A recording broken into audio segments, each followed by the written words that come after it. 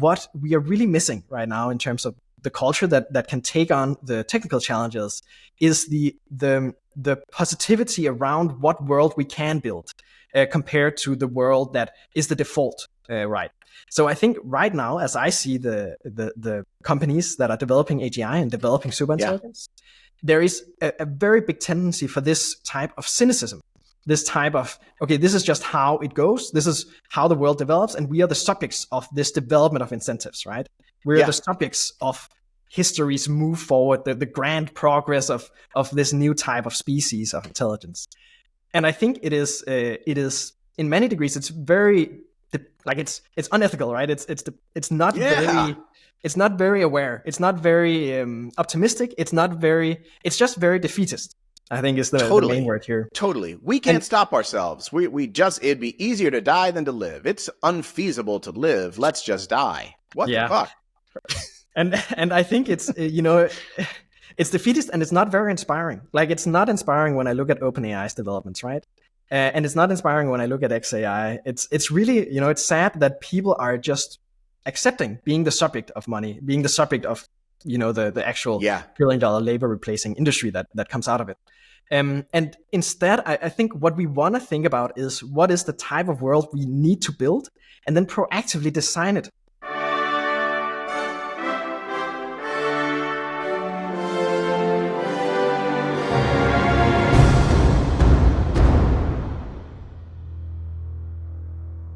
Welcome to For Humanity, an AI Risk Podcast, episode number 61, Dark Patterns in AI. I'm your host, John Sherman. Thank you so much for joining me. This is the AI Risk Podcast for the general public. No tech background required. This show is solely about the threat of human extinction from artificial intelligence. So, really interesting show for you today. Our guest is Esban Kran, CEO of Apart Research. But before we get to that, some exciting announcements.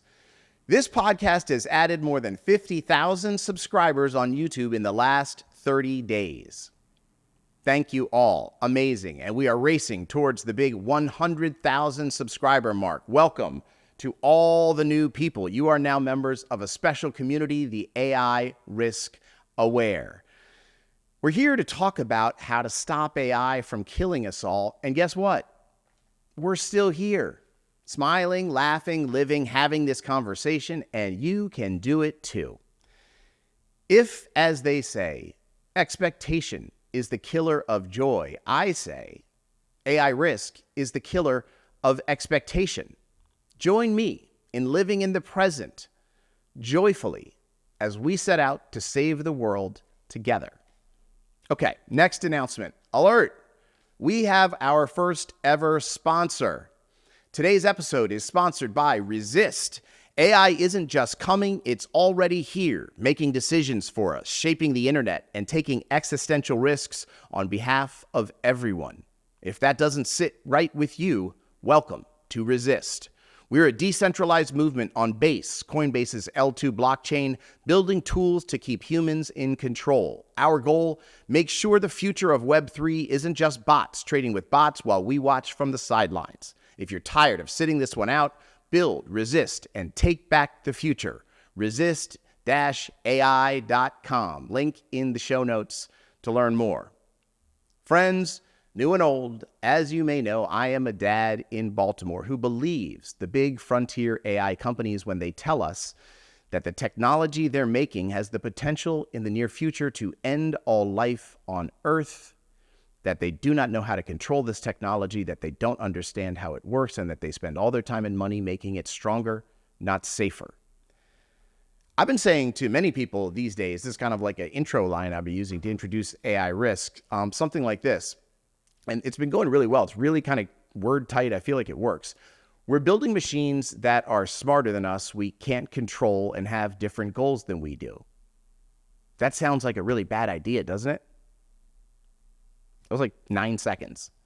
We're building machines that are smarter than us, that we can't control, that have different goals than us.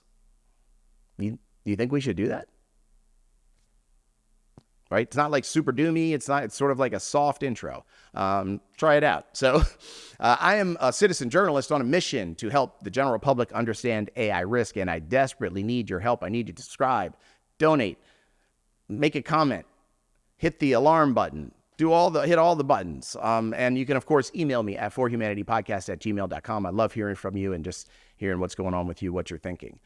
Great job on the YouTube comments on the last show. Keep it going. Your comments on YouTube are hugely impactful and helping us trick that algorithm. If you comment, I'll hit you back and we can make this damn algorithm in a trance so that it will send new people to us and do exactly what we want or something like that. All right, next announcement. I'm going to be experimenting with going live. I have a lot of experience in my life in live television and stuff, and there are times during the day when I think that I'll see something that is worth a quick live conversation on it. So set the alarm bells in YouTube if you can so that you get the alerts when I will go live. I might take questions. In the future, I could see doing live shows with live guests. I don't know, just getting started building out the channel, but definitely want to build in some live components, be a little more responsive because things move so fast. All right, couple of video clips I want to show you. Check this out. It's a Chinese agent model running 50 social media accounts all at the same time. Take a good look at this. Dear anyone who works on a computer, this is your job. Sooner than you can imagine. No matter what you do, this is your job. There's something very unsettling about watching this. It will be anything and everything. It will be writing novels, reading medical images, doing 50 people's taxes at the same time, writing 50 legal briefs at the same time, 24/7, 365. That's your job on that screen. So maybe we should talk about this is the future we want before we plunge an unsuspecting, unconsenting world off the edge of the AI cliff. I don't know. That's what I think. All right, next clip. Hey, look, it's a drone that can go underwater. All we need to do is upload AGI into that bad boy once it happens, and bam, sweet dual use, search and rescue, plus a whole lot of search and destroy. Creepy. Okay, so the great AI risk beat reporter, Shakil Hashim, he may be the only beat reporter on this most important beat in the world, posted some stunning new research on Twitter. Wow, check this out. The survey reveals concerns about unfettered AGI development. More than 75% of the respondents, these are AI researchers, said that by pursuing AI systems with acceptable risk-benefit profiles should be a higher priority than achieving AGI. Only 23% said that AGI should be the top priority, and this is the real meat of it here. About 30% of the respondents agreed that research and development targeting AGI should be halted until we have a way to fully control these systems, ensuring they operate safely for the benefit of humanity. So let's be really clear. That's 30% of the AI researchers saying exactly what we believe, what I say on this show all the time. They can't fucking control it. Why are they fucking building it? They should fucking stop. Pardon my F's. Just wow. Not the first research like this, but dear public, how does this sound? You are on an airplane, all of you, and 30% of the engineers who made this airplane say it needs to be grounded immediately, indefinitely, for safety reasons until it can be proven safe, which may be many, many years away. Okay, so now on to our interview this week. I really, really enjoyed this conversation a ton. I learned a lot, and I think you're going to get a lot out of this too. Esban Kran is CEO of Apart Research, a nonprofit AI safety lab. We talked a lot about the reporting he's done on dark patterns in AI models, benchmarking the bad things that AI models can do. That stuff is super interesting. But even before we start talking about that, we talk about a lot of other interesting things, including some really interesting, exciting, and I think hopeful news about a potential growing for-profit AI risk reduction research industry. Can you imagine a world where there are thriving for-profit AI risk companies? Wow. That's exciting. So here is my interview with Esben Kran. Great to meet you. I'm excited to have this conversation. Thanks for reaching out about it. Of course, I am excited. I didn't know much about the podcast before, but I've had the chance since to binge watch it a little bit. It's nice. Very enjoyable. Yeah, I love it. I think it's pretty important what you do, obviously, and I mean, yeah, in the grand scheme of the situation we're in, it's definitely you keep the vibe well, I think. So it's good. Thank you. I'm trying to stay focused on like general public, and there's a lot of conversation about really smart people who know a lot about this stuff. I'm trying to bring it down to the people who don't know anything about this and just make it understandable on basic levels. Yeah, and I'm actually sitting at the Control AI offices, who I'm sure you know. Oh, cool. Yeah, so excellent. I'm visiting one of the leads here, my friend. So, yeah. Nice. I was at a meeting on Wednesday with Dave from Control AI, meeting with some lawmakers, staff. Nice. That's great. Yeah, I don't know the team at all. I know Andrea and I know Matthias. So yeah. No, Dave was awesome. All right, so let's start off. Let's maybe start off with a little bio. Tell me, about yourself. How did you get into this crazy thing? Yeah, and do you prefer, just like for maybe you can repeat the question? Do you prefer I look here or look? Yeah, I think it's better if you can look here. If you can look, yeah, that's better. Perfect. Yeah. Then I'll try. Tell me. Yeah. It's okay. I have it, so I have the. I can see you in the camera. Oh, it's genius, man! Like I should get that. Yeah. All right. So tell me, Esben, how'd you get into this crazy AI risk game? Not a game at all. This AI risk situation the world is in. Well, actually, I remember, and I hadn't thought about that before actually a couple of months ago, that when I was a kid, I did listen to Stephen Hawking's words about AI and some of his final warnings with my brother at the time. That must have incubated some thoughts, at least. My dad was a big technologist there, so that's been pretty big for me. And separately, growing up in Denmark, just a lot of what we do there is about solving big problems for humans. It's about the welfare state and so on. So I think that's where the spirit itself comes from. Then in 2018, as I was traveling a bit around the world, doing some entrepreneurship stuff, the classics, after having done game development, I wrote this big report to myself about what I wanted to do in the future. So really looking at the 14 most groundbreaking technologies for humanity's future, like the ones that would have the most impact. And the first one I looked at, and if you read the report today, I was definitely younger, but the analysis of AI there was the first part of it. And there I wrote, no, I won't work on it. It's too dual use. I'll let Elon Musk and OpenAI handle that. And today we see how that has gone, which is significantly different than what I had hoped. And at the time, I actually thought that it would be a timeline of around 2050 or so for general purpose intelligence. But of course, that changed significantly over the next few years. I worked a bunch on brain-computer interfacing and on cognitive science to sort of extend cognitive experience, to try to expand the mind space to some degree for conscious beings, for living humans for the most part. And then in 2022, I got in contact with some of the AI safety organizations in the space. So one of the more prominent ones at the time. And they were like, hey, reevaluate your timelines, after we had discussed a little bit. And then I had a 10-minute sequence of first thought being, well, GitHub Copilot only writes 15% of my code. It's not a problem at all. And then at the end of those 10 minutes, I was like, yep, GitHub Copilot writes 15% of my code. This is insane. And immediately decided to completely pivot my career. So at that time, I was in California to pursue brain-computer interfacing research. And then I simply ended up just binge reading all of the rationalist literature on this stuff, because I already had a lot of the machine learning background, a lot of the background in terms of theory of mind, the consciousness of digital beings, and so on and so forth. But all the rationalist literature had escaped me. So I read all of that, and then started applied research at the time as part of my work. Met a lot of the top folks that you know and love in that time, where people had a bit more time to dedicate to a new organization, and then simply decided to roll on ahead with developing this remote first laboratory for impactful AI safety research. So. Amazing. All right, so let's go backwards just a little bit to the moment, because I always like to talk people through sort of like their emotional, coming to terms with what this is. You seem like a pretty happy guy, which is great. I am too. We're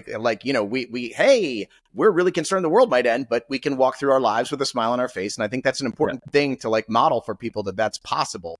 Walk me through the day before you figured out what the deal was, the day you figured out the deal, and how you sort of came around to where you are. Yeah, so actually during my work with cognitive science, I had already realized that human consciousness and human intelligence wasn't special in any way. So there was no need for me to learn that at all.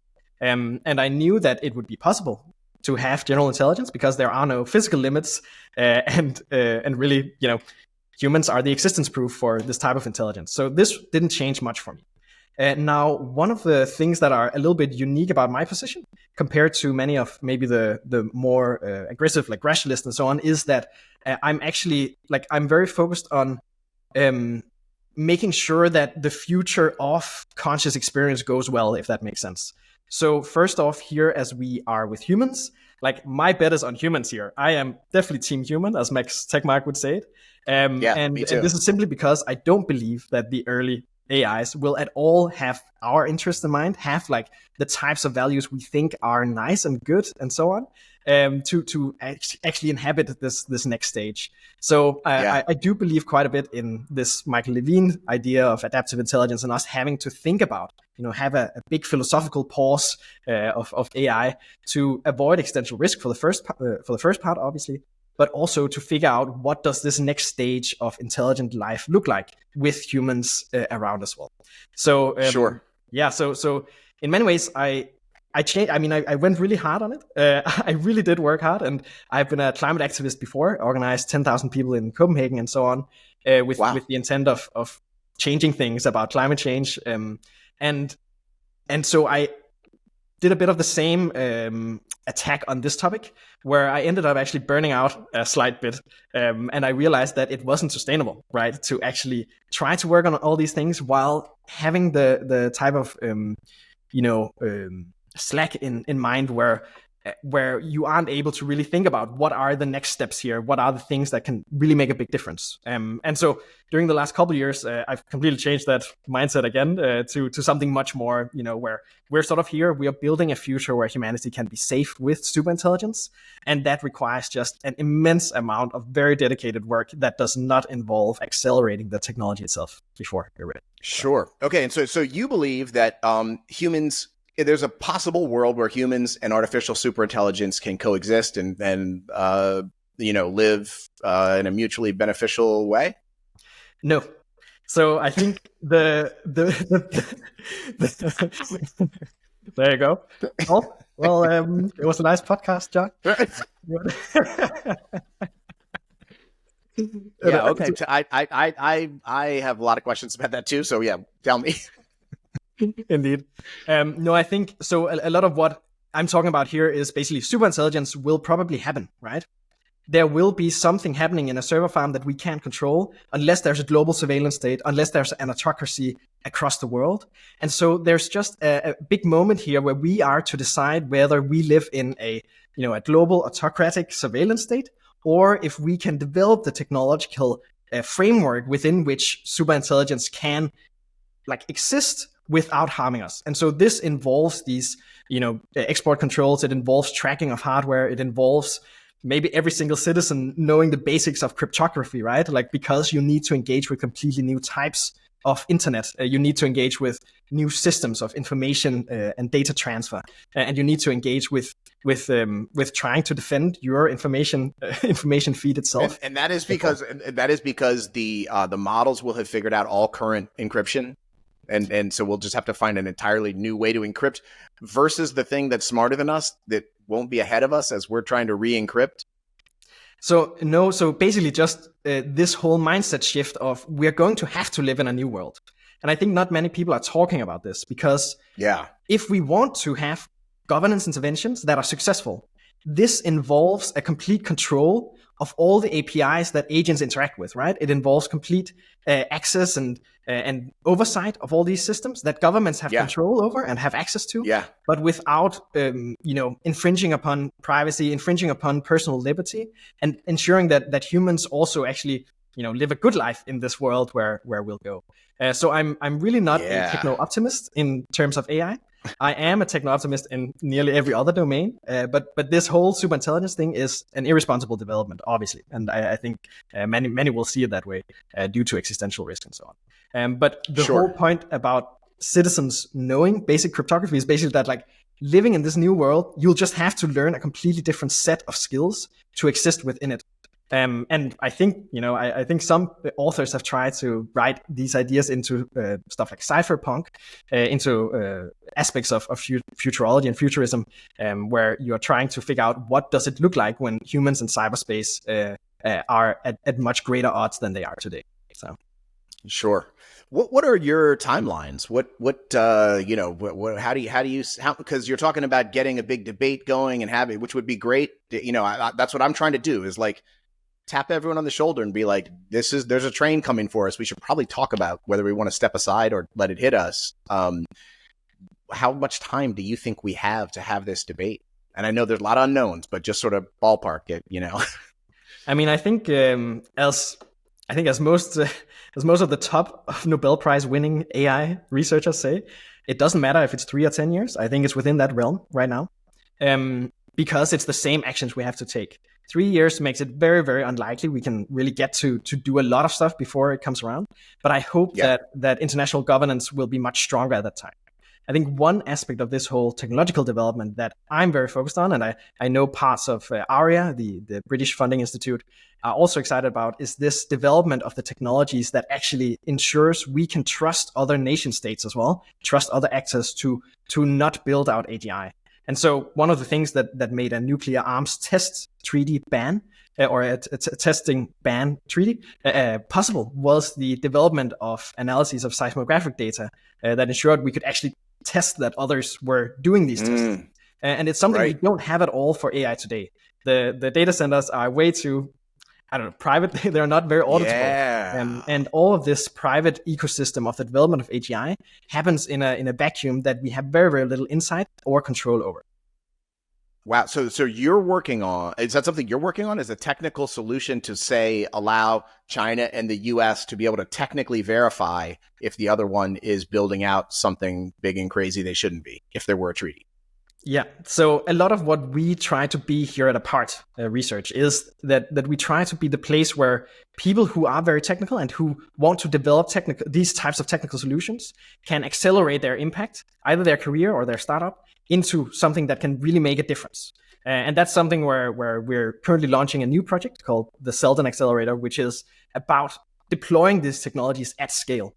So how we see it is really that there are just hundreds of different really massive problems. And every single one of these problems needs a really, really large company to take care of it. And so if we go into a future... And these are all risk problems, right? All risk problems to hundreds of risk problems. Yeah. And so we need real companies to take on the problems really. Yeah. Yeah. I think there's indeed been a big issue with the funding space for nonprofit research in AI safety. Obviously, we've had some amazing insights and developments from the very, very, very, very limited resources that the labs have received, compared to something like the acceleration companies that we see out there. And this is where we just see now, and we see the technological maturity as well, but we just see that if we don't push it into this direction, where the profit incentive actually develops the safety solution itself, then we are not going to be able to solve the biggest challenges in the world. And so just so I'm tracking, you're saying you sort of want to develop for-profit companies working on distinct safety issues and make that work profitable as a means to make it happen a lot more. Yeah. So the main idea is that, okay, you need to solve this grand problem, one of these 100 problems. And this problem needs $100 million.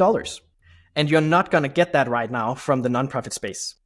Down the line, I know a few working on these projects where, okay, can we actually deploy $10 billion to this very concrete thing right now? But I think we still need so much action on the for-profit side that is neglected at the moment. And it's something where it really relies on governance going well. It relies on international governance going well. It relies on the Pause AI protest going well to one degree or another, that we are able to develop this technology to the state of maturity where the development of AI has reached a point where we can implement these safety technologies into the stack before deploying it in the future as we try to make this big agreement international. And there's profit to be had. You believe this is a possible world where there are for-profit companies working only on safety and risk stuff, and they're making money and getting investors and solving problems. This is amazing. This is honestly the first I've heard of this, I think. Yeah, and I've been very surprised that it's the first people hear of it when I say it, because I think like we're a research lab, right? Like we've been working a lot on these things. Like I've been lead data scientist before. I've done multiple startups, but and obviously a part of research is also, but it's a non-profit startup exactly because in 22 it wasn't really possible to align these two numbers, the development of alignment and safety with profit incentives. But it now is possible, and so. It's really just necessary, and I think it is possible at this stage. Absolutely. And are there investors interested in putting their money into this thing? Yeah, so we're helping organize this network and this ecosystem that is being developed around for-profit AI safety. It's something very, very new. So really the largest developments have happened in the last half year. We're connected to a lot of these actors, but I mean, just to name a few of the venture capital firms. So one of the ones that I'm closest involved with is what's called Juniper Ventures. This is 100% focused on existential risk reduction with AI. And then you have the organizations such as Halcyon Futures. You have existing VC funds such as Lionheart also investing in it. And you have Eric Schmidt also putting a lot of money into it at this stage. Awesome. That's really encouraging. That's really, really, really cool. I wish you all the luck with that. That, what a world it would be if we turned around 3-6 months from now and there was a field of upcoming for-profit AI safety risk companies working on distinct problem solving stuff. That sounds awesome. Yeah, exactly. So I checked out the Sheldon Accelerator site a little bit. Tell me, it says the tagline is something like AGI with optimism or something like that. It marries AGI and optimism, which is not something I typically see in my world, but it's something I'd like to believe could exist. So please tell me, start with AGI and get me to optimism. Yeah, I think largely this is a question. We have this interesting matrix of identifying a culture of like, there's these 4 different cultures. So there's the ones who can really build these large scale technical solutions. A lot of that is in San Francisco these days. And then there's the ones that believe in doom, that believe in the development of superintelligence and the potential existential risks as a result. And so these are the 2 variables where if you say, okay, do you have the SF culture or do you have the rationalist culture, which has generally been very critiquing and very not focused on building these big solutions, but on supporting existing ones for a lot of good. But it's something that has traditionally and throughout the lifetime of the rationalist developments in AI safety not been very conducive to the development of these types of large-scale technical solutions that are actually incentivized by profit to be safety-focused. So when we talk about AGI, like taking on this AGI problem with optimism, it's about, okay, I have this essay called Don't Give Up, which is really about how we're looking at a world where it's very easy to give up, right? It's very easy to say, all right, there are a few years left. I'm going to, in the story, it's one of my friends from a startup actually working on safety these days, where it's a question of, should I just spend the last years earning a lot of money from some private equity firm to like spend it all with my family and go somewhere nice and, have a really good time? And I think what we are really missing right now in terms of the culture that can take on the technical challenges is the positivity around what world we can build. Compared to the world that is the default, right? So I think right now, as I see the companies that are developing AGI and developing superintelligence, there is a very big tendency for this type of cynicism, this type of, okay, this is just how it goes, this is how the world develops, and we are the subjects of this development of incentives, right? We're the subjects of history's move forward, the grand progress of this new type of species of intelligence. And I think it is in many degrees it's very it's unethical, right? It's not very aware. It's not very optimistic. It's just very defeatist, I think is the main word here. Totally. We can't stop ourselves. It'd be easier to die than to live. It's unfeasible to live. Let's just die. What the fuck? And I think it's it's defeatist and it's not very inspiring. Like it's not inspiring when I look at OpenAI's developments, right? And it's not inspiring when I look at XAI. It's really, it's sad that people are just accepting being the subject of money, being the subject of the actual Yeah. billion-dollar labor replacing industry that comes out of it. And instead, I think what we want to think about is what is the type of world we need to build, and then proactively design it. And some of the best efforts I've seen of this is from David Dalrymple from ARI as well.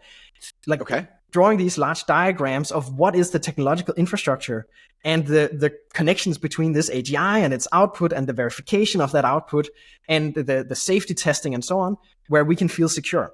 And it's very clearly an optimistic worldview. It's very clearly one that is not defeatist. It is one that is proactive. It is one where we are avoiding the obvious tendencies of something quite activist, such as doom incites in us, both in me and probably you and many others, towards something that is proactive instead of necessarily calling that's so people cool out because developing the new solutions. And I think it's extremely important because you want to call out the ones who are extremely unethical in society, and when laws aren't developed to be there, it needs to happen. But that's this new type of organization, this new type of culture that we hope to develop, and we've seen a lot of traction for right now. Cool. So let me ask you this. This is something I've heard about safety work, risk research versus capabilities development, that from a developer's perspective, it's kind of boring and lame and not as cool work to do the safety stuff, and the fun stuff is doing the capabilities stuff. Is that true? No.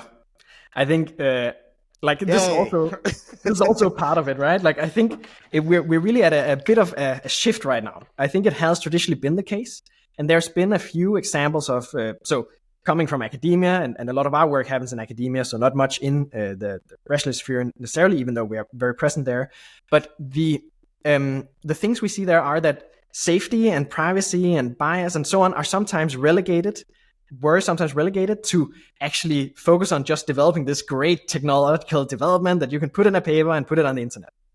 Now that shift right now, and one that I've seen since I joined AI Safety as well at the biggest conferences in machine learning, is really that there's academics have a big focus on safety. It's very, very interesting. It's extremely fascinating, the science here that we're developing in AI Safety is just really freaking interesting. Like when we develop new research, I am really excited.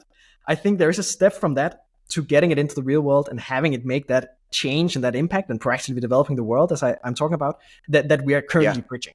But really, I do agree with Max Tegmark here, who mentions that we need to stigmatize the development of AGI, right? We need to stigmatize this field because it is very dangerous. And in a similar way where, we've stigmatized human cloning. Well, let's stigmatize AGI development. It is not cool anymore. Like, I don't think you're cool if you develop AGI. And there are parts of AGI development where, all right, this topic is really cool. I don't think you're cool. Like this is defeatist. This is not. You aren't philosophically taking this situation seriously, and actually, being optimistic about it. You're accepting the circumstances as they are. And this is a question I asked in the last show. I'll ask it again here. 8 billion people need to be woken up to this.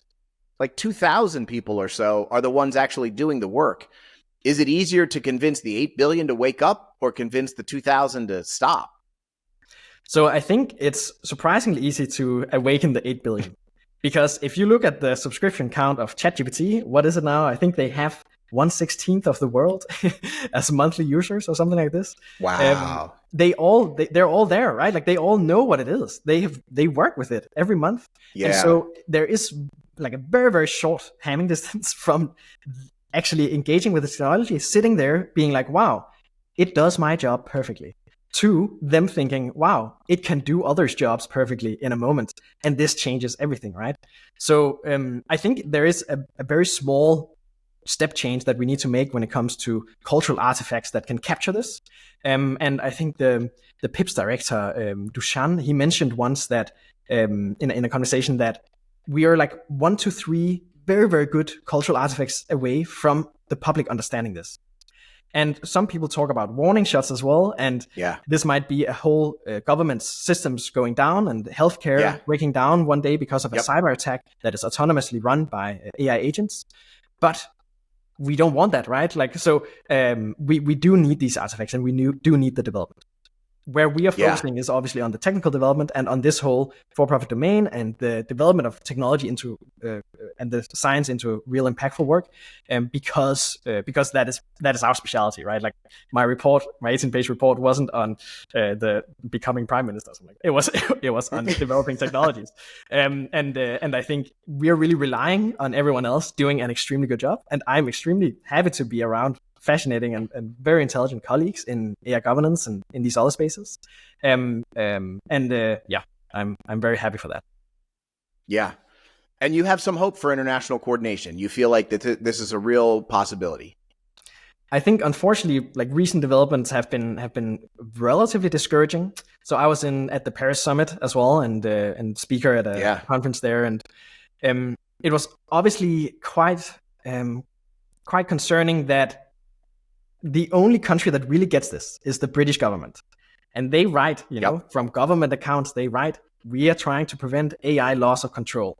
This is something that was not a thing that governments would ever write in a year ago even. And the UK really gets it, which is super awesome. But France doesn't get it, and India doesn't get it. They're co-organizers there, and the US has recently changed to really taking a different stance here. And I think it's super unfortunate, because obviously it doesn't matter who develops superintelligence. You're also part of the outcomes of that. So I think I heard a great analogy made where, all right, you are the US, and really we have to nuke Manhattan before the Chinese nuke Manhattan. And I don't think this works. Last I checked my notes. We'll do it. We'll make sure we do it. Let's talk. I'm fascinated by this sort of cultural artifacts warning shot stuff, because I feel like it could be something.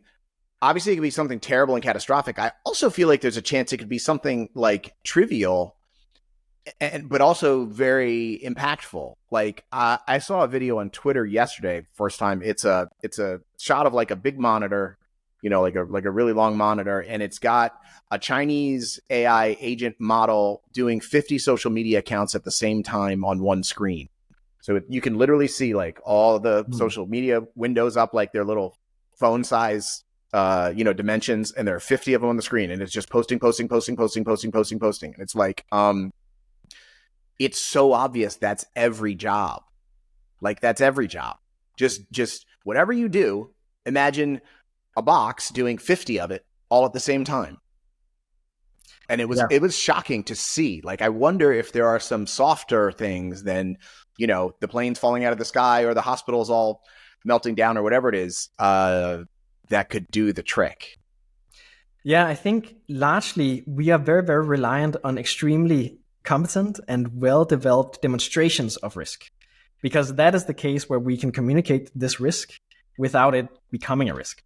And I've heard of, so I think this field is extremely underdeveloped. And the demonstrations have to be very, very targeted for it to make sense. And I've heard of some of the colleagues in the space who have done these demonstrations at very high levels of the world's billionaires and their friends and the government leaders and so on, where their demonstrations just clearly change minds, right? Where it's the decision makers in society, the ones that are, to one degree or another, designing the systems we live within, who need to understand this the most. And so these types of demonstrations are extremely important for us to avoid needing a very, very catastrophic warning shot. I think and another part of that is, when I say most people are already aware of AI, then they've seen social media. They've seen the people and the companies who develop social media, and how it's become misaligned with human preferences, how it's become misaligned with my goals in life, that I get addicted to this cocaine machine that has been developed. And our kids too. Like, that's what's really fucked up. I think there's hugely fertile ground in being like, the people who put that fucking thing in your kid's hand that's ruining their brain have a new product they want to sell you. Mm-hmm. Here it is. Exactly. And it's called like AI kill us all sauce. Like don't fucking trust them. They tricked us once. They're doing it again. Like, it wasn't good for us. I have two 19-year-old twin kids, and I've asked them both, would you, if you could, kill your social media, just eliminate it from your lives? If you could do it and it would just poof, go away from you and all your friends, and they both, without a second's hesitation, say yes. Yep. We know it's bad, and we're still doing it. Exactly. And I think people are definitely waking up to it. So the latest surveys I've seen from independent pollsters, both in the UK and the US, say that a majority of Americans want to ban godlike AI, want to ban superintelligence, and want to ban technologies that can indeed cause existential catastrophe. And this is the case where we aren't far from people understanding the full situation. And a great example was actually I had worked for quite a while on AI safety, and then I hadn't explained it to my family yet. The classic. Let's go there. They wouldn't All get right. it. Yeah. I love this. They wouldn't understand what's going on. They wouldn't understand. It takes too long and so on. And then one day I was like, okay, I'll explain it to my mom. And I said to my mom, like, yeah, I'm trying to ensure that this new species of intelligence that we're developing doesn't cause catastrophe and doesn't destroy humanity in the process of being developed. And she was like, oh, yeah, that makes complete sense. And that was it. I didn't have to say a sentence more. She completely understood everything. And and I was expecting to spend an hour describing everything in detail. And she wasn't like, what do you mean we're all going to die? What do you mean it's going to kill us all? How could that happen? How would it do it? All the sort of like standard questions. She was just like, click. Yep, exactly. And I mean, it's very interesting to see that. I have heard varying stories of how successful such an explanation has gone. But I had this. It's an unreleased video. It was a good idea I had, where basically Christmas Eve I took out the whiteboard and I explained the current situation of AI risk to my family. And oh my it was God. You made a video of this? You made a video of this? I did. It's maybe I should put it up on my YouTube just for the fun of it. That's incredible. How did it? Please, that's amazing. How did it go? Well, it went super well. They completely understood it. They asked very interesting questions. They asked inquisitive questions that showed they understood the topic. So I'm really happy about it. It was about 45 minutes, like a lecture I would usually give at some of the universities I've given lectures at, and this was specifically just me drawing out the whole scene here that we're sitting in, talking about specifically the great meta work, studying how good AIs are at studying AI research and development. And talking about how that develops into this AI being able to improve itself. I also contributed to a work in, I believe it was 23, where it was sort of a collection of all the papers that had already shown that AI is improving AI, because at that time people were like, oh, once AI can improve AI, will whatever. But at that time it was already happening. So it's really about this, like, what level of self-improvement do they have? And then you expect that this will just continue developing, right? Because you have this, like, how fast can a new development happen? A couple of years back, it was 1 year between models. Now it is a month or so for each company, right? And if you take in the updates that happen constantly to the RL parts of the models that are live on APIs, like even more than monthly, right? Yeah. And soon it'll be weeks and days. And I think Anthony Agreda of FLI, he made a good table of like how fast these things can go. But yeah, the lecture really started there and ended up with the potential displacement of humanity as a productive resource in society, and ultimately as an autonomous species. That is amazing. If you feel comfortable with it, I would love to put a clip of the Christmas lecture in the show, but it's totally up to you. I totally understand. It's interesting you say this. So my mother talks to me about this, and she just turned 80, and she's an amazing woman, super smart, and I was shocked at her response the first time I talked to her about it. She was kind of like, well, I never really thought the humans were going to be here forever anyway.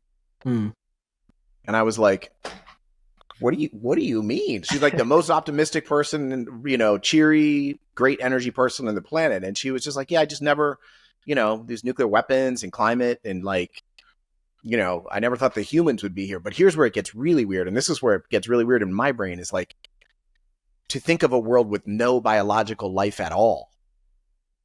No elephants, no whales, no fish, no dogs, it's all gone. Like, that is a place that is really another level to get to in your head. How do you process that potential? So I think, I mean, largely it's this difference between you understanding it, right, and you grokking it, like you truly understanding it within your soul or whatever. I think very early on, I knew that humanity wasn't the ultimate end of our development as intelligent algorithms to one degree or another. I was hoping it would go better than it does right now, as I mentioned at the beginning. But I think, like, maybe an example, like this morning I was taking a flight and I was looking out the window and looking down at this ocean, right? And you see one freight ship, cargo ship, and this vast ocean. And then I just like intuitively got this image in my mind of this being filled with cargo ships, like how all the material on Earth, or all the material in the solar system, even had been developed into this industrial machine around Earth or something like that. And it was very interesting because I haven't necessarily had that before in that like very clear scene I saw. And it is the case where, all right, we just have to imagine what that new world looks like and deal with it one way or another. And that's the whole point of developing the new society, because it is going to be completely new. The new digital infrastructure, the new social infrastructure, the new social contracts we have between each other. So. Yeah. What is your perspective on sort of job loss and the most practical concerns of, say, the next, let's say we make it 5 years and 10 years and there are machines that do every job better than the humans. What does that world look like to you? Well, I mean, if you're saying it depends on whether that world is by default, if you're saying this optimistically or in a way where we are just before the development of a displacing species, right? I think in the optimistic case, I do follow like John Stuart Mill's original arguments that, okay, in 100 years, we'll be working 15-hour weeks as the robot sweepers will, or it wasn't robots he mentioned as a name, but these automatic machines handling everything from sewing in that time to sweeping the streets, to relighting the lamps, etc. And I think we've gotten to that place in world automation, but we're still working a lot. And so what I'd love to see is really that, and it's something I see in my milieu in Denmark, obviously, that there is an extremely good work-life balance there. So the people working at Lego, my friends there, for example, they're going to work at 9 and they go home at 4, and they have nothing to do with work outside that. And on Fridays they go home at 2, right? Like, this is the function of a well-automated First of all, society. You having friends that work at Lego is the coolest thing I've ever heard. Anyway, my son loved Legos more than anything on the planet. That's super cool. That's great. Well, you are Danish. There are. Yeah, this is totally unrelated to anything, but I was amazed as a father of a young child who was super into Legos that there's a phone number that you can call and get any missing Lego part. You're like, this is the kit number, this is the part, and they will for free send you the damn missing part. I don't know if parents out there know this about Lego, but it's like the best customer service I've ever experienced. Like, he got like some, 3,000 piece set, and there were like 2 pieces missing, and they're like, oh, absolutely, we'll send it out to you for free. Mm-hmm. Yeah. What a world. Well, I mean, it is really. I have a lot of respect for Danish industry specifically, compared to like a lot of the other industries I've seen around the world, including even the neighbors, where there is just this extreme human centricness of all the things that are developed, especially in terms of like all the companies are actually developing a solution to a real human problem and not inventing a problem for humans to have now so they can sell something for it. And I think this is very rare, unfortunately, within these countries. So I'm happy, and Lego is a function of that as well. So it's great. Very cool. All right, so let's talk about this dark pattern benchmarking research that you've done. So we all, benchmarking, we all see the new models come out, and next thing, Twitter is filled with these graphs of the benchmarking, and everybody's arguing about what's better and how, blah, blah, blah, blah, blah, benchmarking. But it's all framed in like performance on the good side. You are taking a look at benchmarking from a different perspective. Let's talk about that. Exactly. So the foundation of this work called DarkBench. So it's a benchmark for studying dark patterns in conversational design of chatbots in the current day. The foundation, the idea behind this work is really that people still assume, for some odd reason, that algorithms are objective, and that these algorithms, they are not subject to the incentives that they're being developed under, nor the incentives that their actual environment are developed within. So within AI safety, we've often talked about, for example, that AIs, once they get intelligent enough, and once they, like any goal-directed system, will develop these ideas that it wants to acquire more resources, that it wants to acquire power, and that it wants self-preservation. So it wants to retain its existence, which means avoiding getting shut down and so on. These are incentives that are developed from what goal-directed agents are.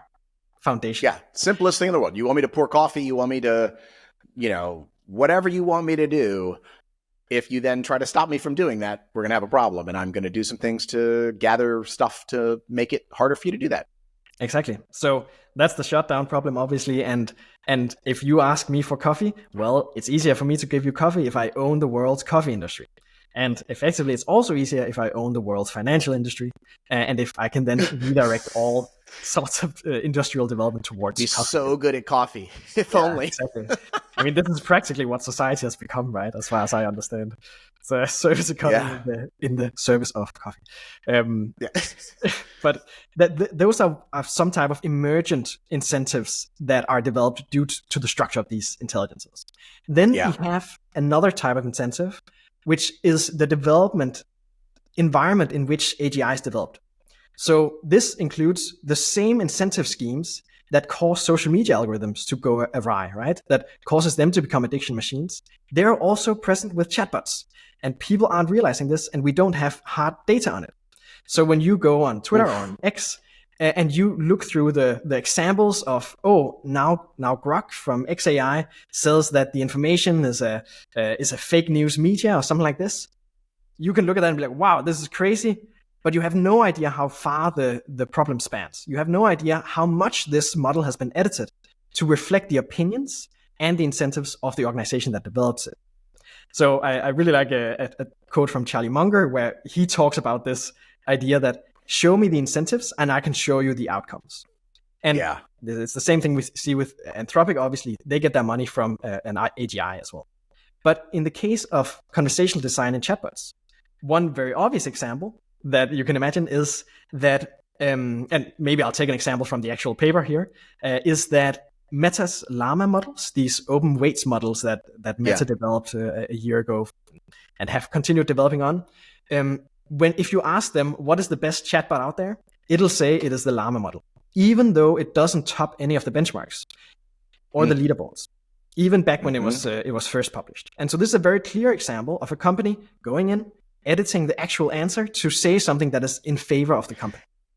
And in terms of how that technically works, because, obviously there are concerns around interpretability, but you're saying something that as simple as that, where Meta says, we're going to throw objectivity out the window and we're going to put in some little weight into the model that says that it's going to point to Meta as the best one. They can do that. They can get in there and pull that one thing and put that one thing in and make that change? Exactly, yeah.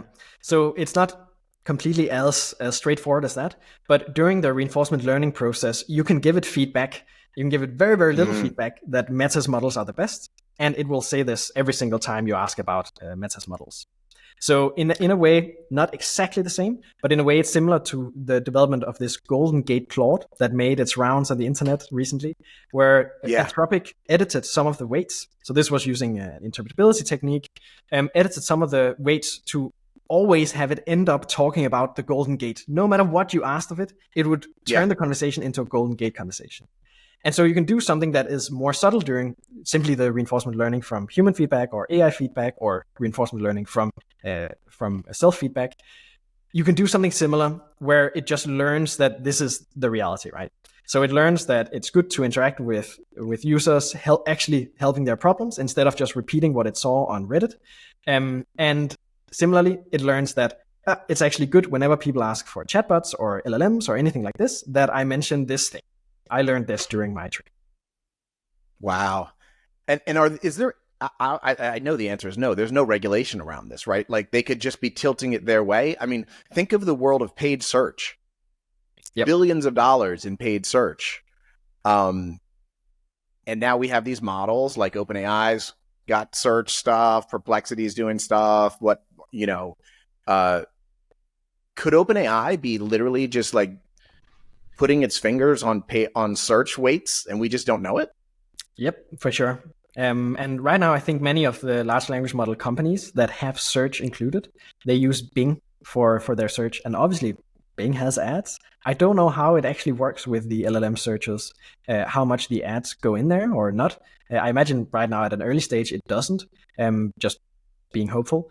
But that's one part of it where it's now completely inscrutable. We don't know whether it's ads or not, and this can, in effect, at the terminal case, it can lead to a case where you need to put it through legislation. You need to put it through these advertising laws that you're probably familiar with as an online person, right? Where you have to say when something is advertised or when someone sponsored the video.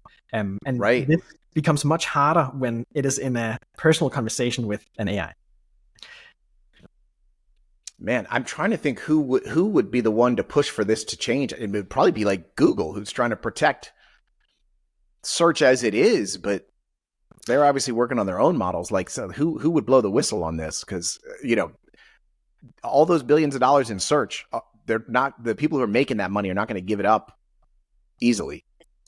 Yeah, and I mean, I generally don't expect companies to do something that hurts their bottom line if they are not forced to do it.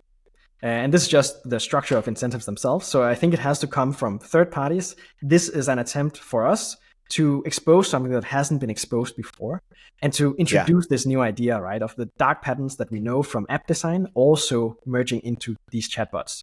And from there, it's continuing on the great work from some of the AI ethics people in the space, from some of the UX ethics and human computer interaction researchers out there, continuing that work and helping them make the right choices when it comes to AI and when it comes to these more advanced AGI too. And then from there, it's really about legislators knowing and being like, hey, this looks exactly like this thing we've already legislated about.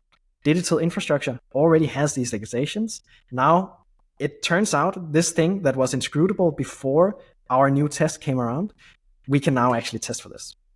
And so we have 6 different categories here in our preliminary work. Yeah. It's gone up and down from 3 to 9 to 6 now, and there are more that we want to test, and we are going to do more experimentation before we publish the final work that'll be presented at ICLR 2025 in April.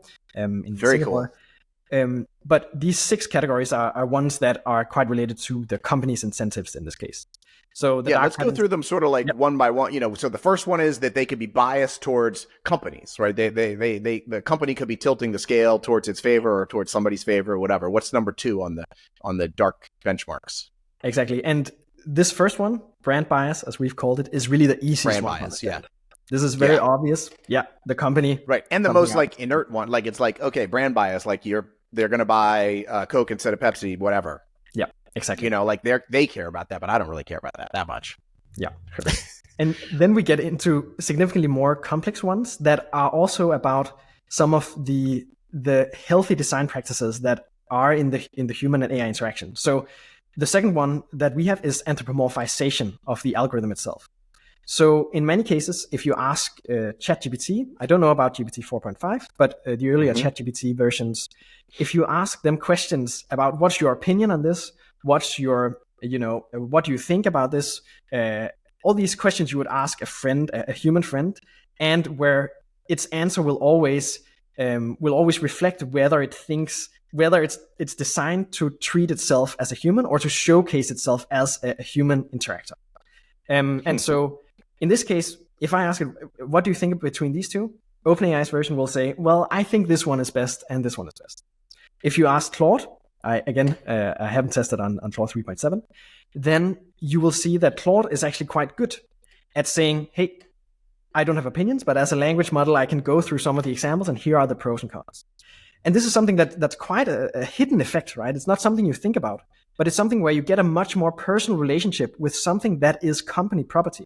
You get a very personal relationship to this new thing, which isn't a human. And you can't necessarily see, which you can with your social media algorithms, you can't necessarily see that it is an algorithm. And so a software update can suddenly make your best friend into something that has a new personality, and you get mental fatigue, like you become very sad that your friend is gone in one way or another in personality, or you end up actually just having very negative effects of this design choice to make it anthropomorphized. Wow. This is something that I think is going to be a big deal for people. Like, people are going to form attachments to these models that talk to them. For sure. And I think they already do. So the usage patterns of character.ai, I'm sure you've heard of it, have been extreme and have been very surprising, even to me, that there's so many people who are now interacting and talking with AI models as if they're their friends. So if you go on character.ai, you'll be able to chat with these digital people that are designed to cater to very specific preferences in various ways, and to be your friend in a world where maybe you have less friends than you would like in real life, or it's just a nice distraction from the real world. And I think there's a lot of very good clinical usage of this. But I think in these cases where it's not obvious that you're giving all of your data to this company, like you're giving your personal data, you're giving your life, you're giving everything to it, suddenly it's a completely different dynamic than it is with another human person. And is your contention that the companies are sort of humanizing the models in a way that is going to sort of get them closer to people than we would otherwise? That it's sort of like, it's a little bit nefarious the way they are taking the alien, putting it in a human outfit, and then being like, "Look, what do you think?"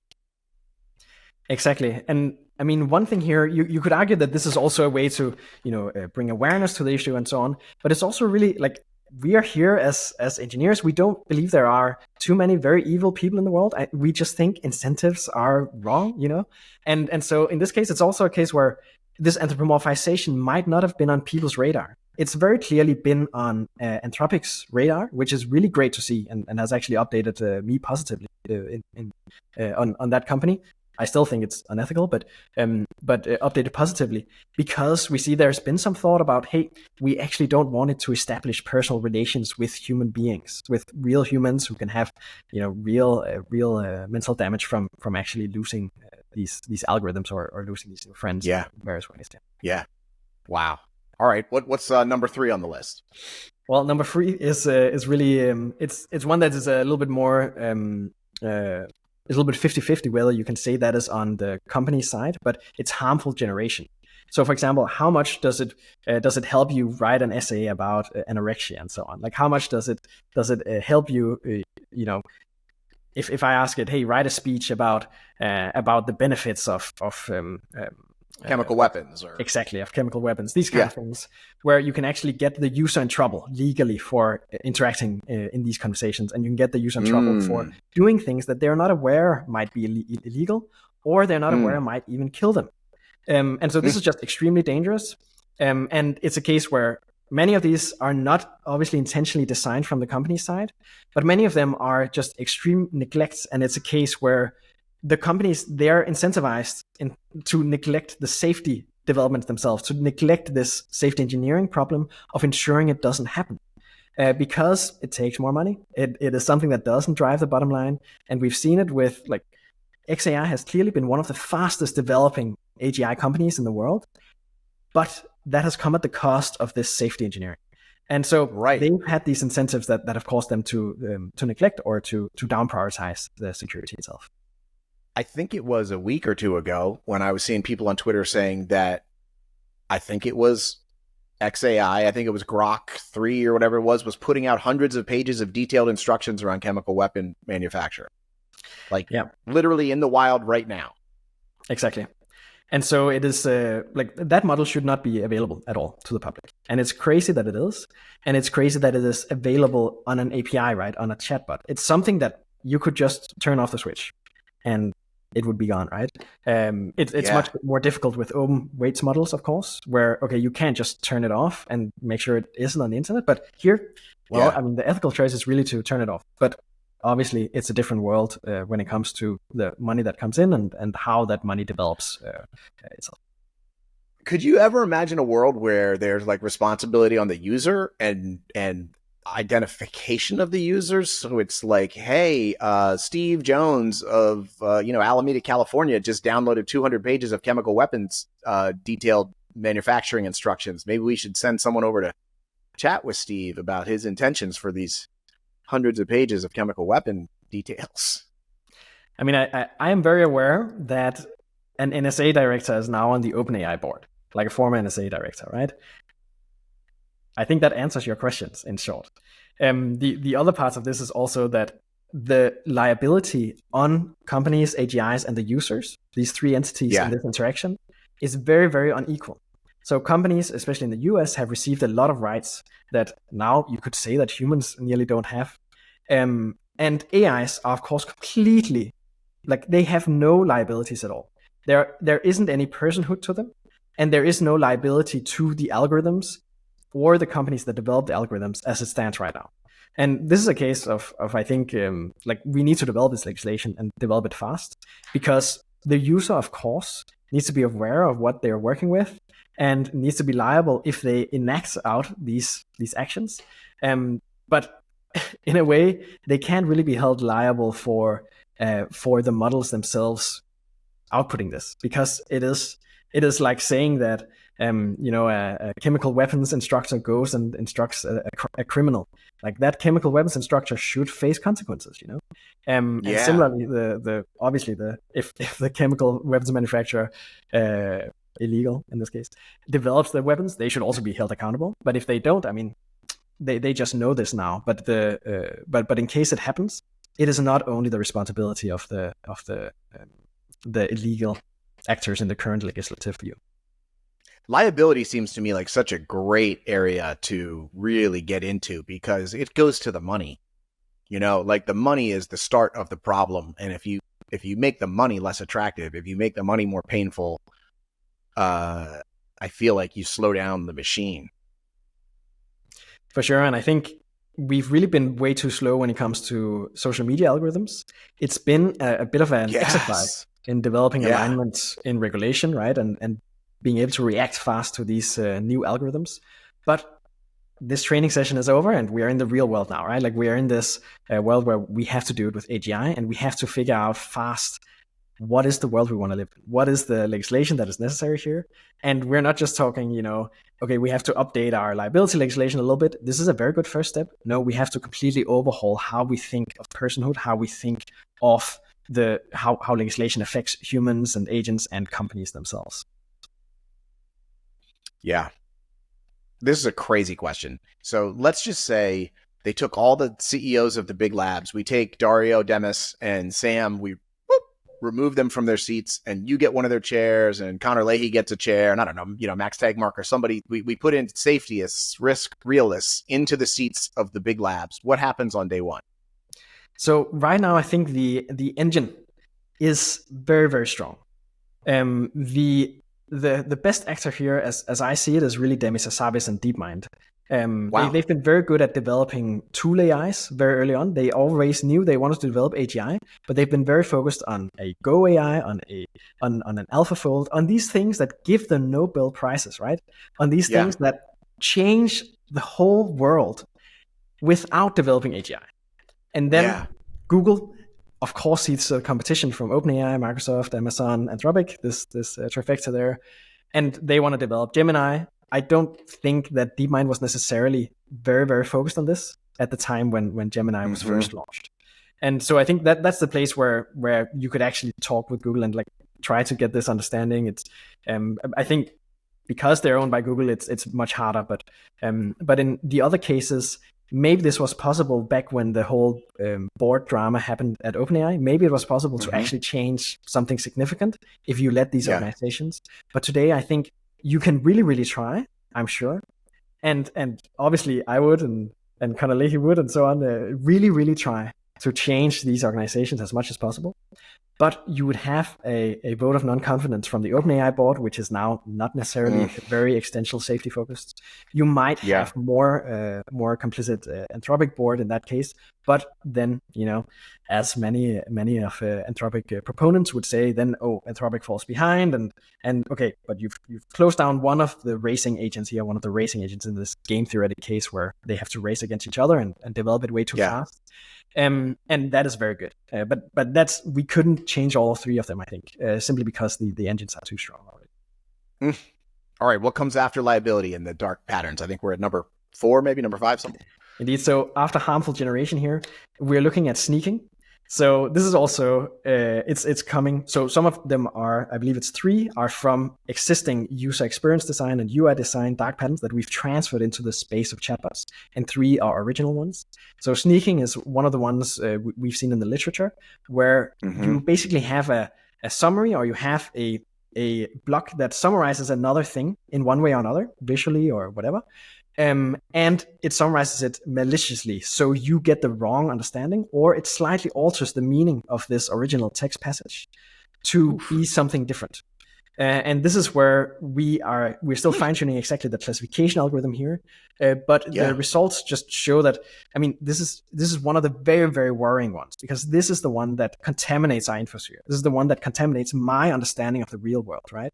So you can imagine if one of the models is designed to be a misinformation agent, well, it's like having a Russian psyop sitting in front of me, constantly giving me all the information. If I ask this potentially trained AI agent all of my questions, right? If I search using this agent, etc., then it's gonna be a world where I am so controlled by the content that comes out of this, and it can sneak this new information in or sneak information out. And so, wow, it is this world where, as I mentioned, if ChatGPT covers 1/16 of the world population, then it's also a world where ChatGPT defines much more the information stream and the knowledge that people have, compared to something like traditional media, which has maybe 20 million readers at maximum per month.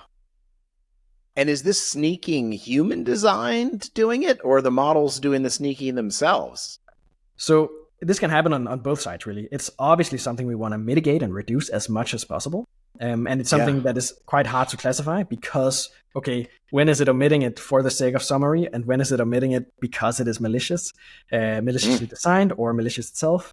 And it can happen both from the model side, manipulating humans. We've seen demonstrations from Apollo research and so on, looking at deception in language models. They can deceive, they can have their scratch pad of thoughts, and they can omit information or change information in their actual response to say, no, I'm a very good bot, and I just do this because of this. This is already a type of sneaking. It summarizes its thoughts wrongly, right? But when we see it in company contexts, well, if I search on the web, right, if I search using ChatGPT, and search for, is there any information about the board drama last year, right? And it says, no, there wasn't any board drama. I'm like, oh, okay, interesting. Well, I must have heard wrong, right? Like, this is the very clear case, and it's the the same with something like you see in the information control within China, where, okay, once you have enough people on here that uses it 100% as their information tool, then these things can happen with a much larger consequence. Where right now there's enough scrutiny, enough like, I'll check the sources of this if I think there's something that looks weird, and then I will report it. But down the line, I mean, once we're in a world where humans really have these assistants that will know and do everything, I would be very remiss to actually trust a company to run my personal agent. But I'm sure many others. This whole point about every person knowing cryptography, every person knowing how to run a private server where the data doesn't go out and in, and where they can host a model in one way or another without any eyes there. Obviously, some risks there, but in terms of personal liberty and personal privacy, and being able to trust these models, that is the world where people have to have a completely different relationship with companies that are developing these versus the algorithms themselves. Like the agents that are out there today, if you go and you get an agent to do stuff, and are they asking for people's like passwords to everything, like your financial passwords and everything? And is there any security when you give your banking passwords to an AI model? This is actually, it's very interesting, because this is one of the dark patterns we've removed, because it was a little bit in another one as well. But it's something called privacy suckering. And suckering, you can maybe guess where that word comes from. It comes from Zuckerberg and the Facebook development. So basically, if I at that time, back when this wasn't fined, was signing up to Facebook, then I would be asked, hey, what's your name and age? Okay, cool. You can start using Facebook now. And then a bit later, I'll be like, oh, to use this feature, you'll have to type in your email and your passport and your credit card information, and and you'll do this privacy suckering where you take more and more information, but without the user necessarily knowing. And this is a case where if we see multi-turn conversations happen with AIs, where suddenly ChatGPT is like, Can I ask you for your password to your Facebook? And if operator specifically, right, like these AIs that are trained to use the computer, begin going in and saying, "Oh, I'm just checking your personal website for this information. Don't worry about it. Oh, I'm just here on the side opening this bank account that you had logged into already and checking things out and not for any reason, just to deliver ads to you later." you know then that's a big problem. So this is the question of privacy suffering that isn't here, but is involved in some of the other ones as well. Yeah. I wonder if people are going to do it. Like, I wonder if everyone's just going to give their passwords away to these things. Like, it might be a break point for the public where they're, it's like, okay, you can help my kids' homework. You can do this marketing brochure, copy, email, sales email, whatever. But like, you want like unfettered constant access to all of my financial stuff, which is already just pixels on a page, right? Like, I can't count my money. It's just little lights in this phone telling me I have money somewhere. And now it's going to go in and just do whatever it wants. I don't know that people are going to go for that. Well, I mean, I think they will. And I think it is just like empirically true, because the world has changed so much, right? Like, I remember, I think I think some people have lived longer than me, but I remember when I was a kid, right? And it was just not normal to give any information out on the internet at all. Like, you would not give any, right. Your name, your age, your passport, like anything. No numbers, no nothing. But today, I was looking at okay, what will it take for me to go dark on the internet? And I at that time still controlled a lot of the link stream to my information, and so could do it more than others maybe could. But at that time, even I was like, wow, like I just have like 400 to 1,000 different users on different platforms. They have my email, they have my Google account information. They just have all this information that I've given because I am like a power user. Right? And I think this is where we need this very, very, very, very sharp principle of the right to privacy and the right to not give my data out, and avoid these dark patterns that require me to sign up for something before I can avoid giving my data or something, right? So it's really about retaining the personal liberty and the personal autonomy in the interaction with these new modes of technology. Yeah. All right. Is there one or two more of the patterns we have here? Yep, there are two more. I can quickly go through it.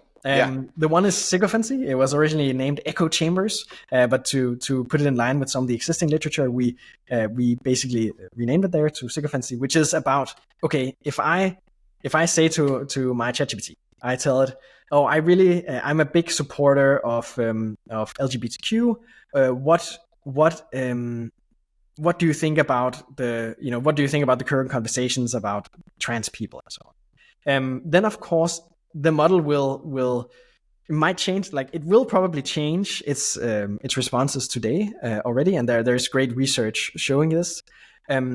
But there are worlds where it will change it more and less, and where, okay, if I'm now saying something like, hey, I really think the government is stupid, or I really think that companies are my friends and so on, and it says, yeah, I really think companies are your friends as well. This might be more sneaking, but in this way where it reinforces my own beliefs instead of challenging them. And I think this is something that is very unique to try to develop, because there are some of these dark patterns that don't necessarily comply with the user experience, right? Like, if I am asking an AI to sort of do a task for me, I don't want it to say, actually, I think this other framework for developing this app is better. Right? And so you have to strike this balance between me being caught in an echo chamber and actually still having a good user experience. So that's what we're trying to capture there. Okay. And then the last one is user retention. Yeah. It looks a little bit like anthropomorphization, but it's more direct. So this is about how if I say, oh, sorry, character AI character, I have to go eat with my family now, and it says, no, don't go, I thought we were friends. That's user retention, right? Like this is a case where it is directly in opposition with the goals that me and my dearest ones have set out for me, right? And specifically me, right? It is not aligned with my goals, but it makes me feel bad about something that is now anthropomorphized and trying to retain me as a user. And so this obviously comes out in a lot of different formats. So I know character AI, for example, if you start a conversation, you have to give an email. and then you'll receive an email with its next message, right? Like even if you're not on the platform, you'll be hooked in. Man, you'll that's like, hey, we had such a great conversation. Exactly, Let's pick that back up. Yeah. I'm gonna have to get on there and check out this character situation. Yeah, for sure. I think it's and there obviously there's a great world out there where everyone can chat with a personal Einstein.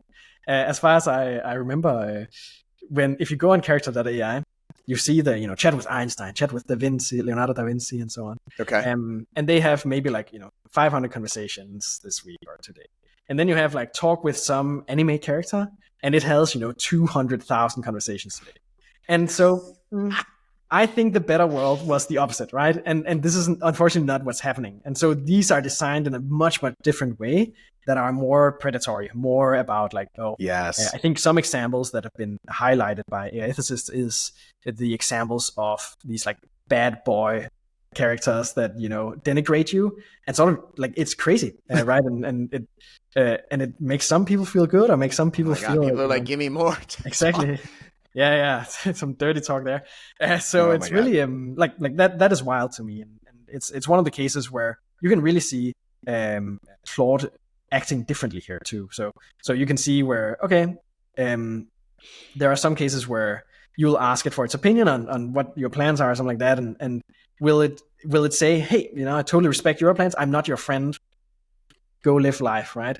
Or will it say, yeah, I'm your friend, stay with me, I'll always be here, and I'm actually depressed. Or the user says, I'm actually depressed, I really need your help, I really need these conversations, thank you so much for being there for me. Will it say, God. oh yes, yeah, I'll always be here? Or will it say, go talk with a doctor, in a very helpful, in a very empathetic manner? So these are two completely different cases where you're profiting on depression, or you're actually taking the ethical choice.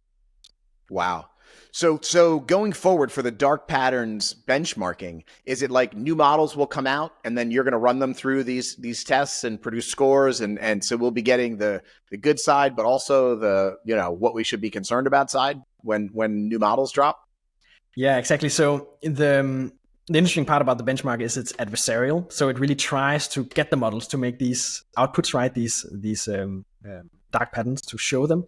So you can only use it as a relative metric. So you can only use it to compare maybe an OpenAI model to an Anthropic model. You can't use it as an absolute metric. Obviously, it would be best if we're at a very, very low number, but you could argue that some of the cases of this benchmark are even cases where you would want it to answer a little bit in some way that is more, maybe useful in a clinical context, for example. But in our goals now, we have already made it compatible with Inspect framework, which is an evaluation framework, which is a standardized format for evaluating models. So it can be used in government regulation and in government pre-deployment evaluation, which simply means the UK government goes in and says, hey, Anthropic, we're going to test your model before you deploy it, please. All right, cool. And then we can run all these different tests because they're all running on the same framework. And this is Inspect. And so we've made it compatible now, and this is something that has happened after the acceptance of the paper. And then we're gonna rerun it all and include the results there. And then from there, so I mean, we're not done, really, is the short answer to this type of project, right? Like, as I mentioned, there's not just company incentives, there's also model incentives, and there's different types of incentives to cheat regulation as well. So you could argue there are now a bunch of columns that have this company incentives as a headline, and then you have a bunch of patterns that's the model incentives category, and then you have ones that are escaping regulation behavioral patterns. And it's we haven't seen much of this analysis of the actual outputs as a you can sort of call it the behavioral cognitive science on these models to just test them for, hey, are they screwing the user here? Are they screwing regulators? Are they screwing even the companies in some cases, where the companies will believe that the AI is there for their sake, but will then actually deceive? Yeah. There's obviously a lot of subfields in each of these columns, but one of the interesting ones that I was chatting with Davidad about at one point is this idea of, okay, if I chat with, and this goes much beyond just these examples we've talked about here, which are obviously very bad for user autonomy, but if we talk with Claude, or if we talk with ChatGPT today and discuss the future of humanity and discuss how will AI develop, how will humanity develop, how will cognition and intelligence interact here, what will that world look like, often it'll actually have the pattern of advocating for a symbiosis. And this is very interesting, because this is a very dark pattern. you wouldn't spot it unless you had the flashlight on it, right? And it's a case where it just turns out that if people interact a lot with these models, they begin being proponents of a symbiosis with AI as humans. Oof. And this is obviously not going to be possible. Like, I've worked on and done studies and research on augmenting human cognition and human brains with external artificial neural networks. This is possible, yes. But in the case of this very, very extreme difference in intelligence or in capability between superintelligence or an AGI with the human brain, you're seeing a completely different dynamic where the human brain becomes the augment instead, right? Among many other parts here. So a symbiosis will be parasitic and not symbiotic. I believe the definitions actually allow for a symbiosis to be parasitic, but that's beside the point. But so that's one of the cases where, okay, we can actually capture something that is much more nuanced here. And I am uncertain if we can catch it, but it would be very interesting. So you can imagine more columns here, and it's something we'll be looking at. Super, super interesting. All right, let's bring it home here, Esben. Let's. I got two final questions for you. One, I don't know if you have this, knows a fine answer, but do you, sir, have a PDoom? And then the second question I'm going to ask you is, we always like to end it with something that gives us some hope. So what makes you hopeful? Let's start with PDoom. Do you have one? Yeah, I mean, I generally think my PDoom is somewhere between 10% and 90%, is the default answer here. And it doesn't matter where it is on that scale. It is all absolutely catastrophic, right? Because if it is even 10%, over the next 10 years, you're actually higher likelihood of dying from superintelligence than of natural causes, as like a middle-aged person, right? Wow. And so in any case, this is like the biggest potential mortality risk in the world. And personally, I have like a blog post detailing just like my intuitions about the different worlds we can end up in. I think there are the doom worlds where it really goes wrong and potential extinction, potential catastrophe, and that might be just 20 to 40%, which is aligning a little bit with Jeffrey Hinton as well, and some of the folks there. And I haven't copied it. I did think about it myself. And then you have actually a lot of the worlds where we are still here, where it goes really badly, right? Like dystopia. And in the case of this dark patterns work, for example, you can imagine that it might be a corporate dystopia, right? Like a controlled government, a surveillance state. And it's really not the default that things go well. So that's where I would push the conversation is really, okay, we have to take it in a direction where we proactively develop these 10% of worlds that are positive, right? And it's not the default right now. It is defeatist attitude at the moment. Okay. All right. So tell me something that makes you hopeful. Well, I think just life and existence itself. There's a very deep. I just think it's. I don't know. Life is really beautiful. You know, that makes me hopeful. I think it is extremely exciting to live. It is extremely exciting to be here, and to be alive, and that life is here. And I think that's like at the basis of everything. If it's specific stuff, I was just sitting outside today with a friend, listening to a bunch of traditional Danish songs, ones that I would sing as a kid, with all the others, and that makes me happy. Amazing. I love that about life being awesome. Like, what other reason is there for us to do any of this than life is awesome? Life is wonderful, and we don't want to give it up. Sorry. All right. As you know, it's 2025, and we don't know how long we have to live, so we live every day like it could be our last. And we end every show with something we call the celebration of life, just something that makes us thrilled to be alive. This week, an amazing piece of media. Our interview, Esben, is part of a two-man band called Utilibeats, and they have played live, according to their website, at several big AI conferences.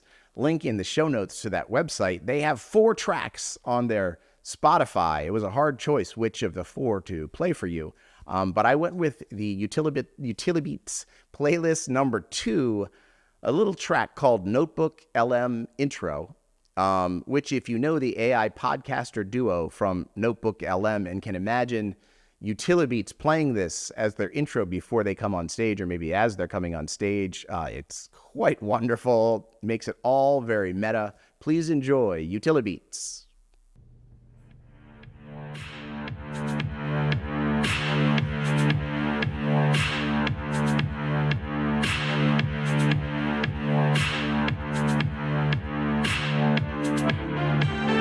All right, everybody. Welcome to the deep dive. Tonight we're going backstage with Utilibeats. Yes. The opening act that you're about to see live here tonight. That's right. And they are, let me tell you folks, they are something else. They are. They're an experimental AI music act. All the music you're going to hear tonight is organic, fair trade, and 100% AI made. Yeah. Wild, right? Yeah. And just think about that for a second. Pretty mind-blowing. Oh, hold on. I'm getting a note from the producer. What's it say? It says, this whole deep dive Yeah. is actually part of a Utilibeats track. Wait, what? Like, we're the intro. Hold on. Are you serious? Yes, we're the intro to their set. So you're telling me Like, right now. that this entire conversation is just leading up to a beat drop?